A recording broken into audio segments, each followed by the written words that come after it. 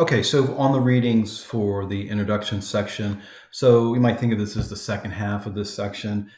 This probably is um, more. There's probably more important material in the second half of this than the first in terms of things that really are not just for the exam, but in general, just I think good to have a good feel like you have a good working understanding of definition of a mental disorder, how the DSM defines a disorder, and we'll talk about that in context, of how we want to, the verbiage we want to use with clients and maybe even other professionals, like I was saying in the previous video. We can talk about that more.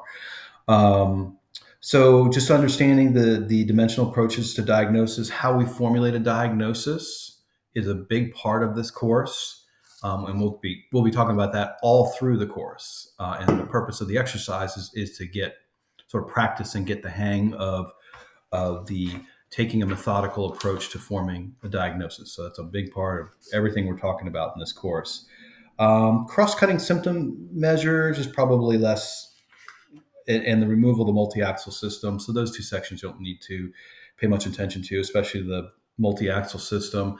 You would only know what that is if you've been working in the field in some capacity for an extended period of time. That's long. The multi-axis system is somewhat long outdated. Although students tell me occasionally that people still use it, but it is long outdated. So then we get into cultural and social issues. So the rest of this, so the next several pages here, cultural social issues, impact of racism and discrimination, um, sex and gender differences.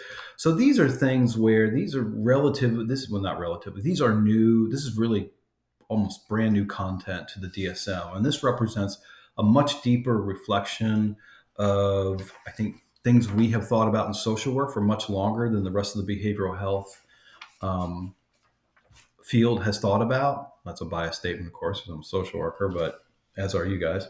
But that's how I look at it. And so it is really good, I think, for us to try to understand how the DSM is addressing and kind of bringing these issues in and reflecting them in the DSM text. So whether we think they're going far enough, they're doing enough, it's the way exactly we would do it and word it and talk about it. That's things you can assess on your own. We can certainly talk about online.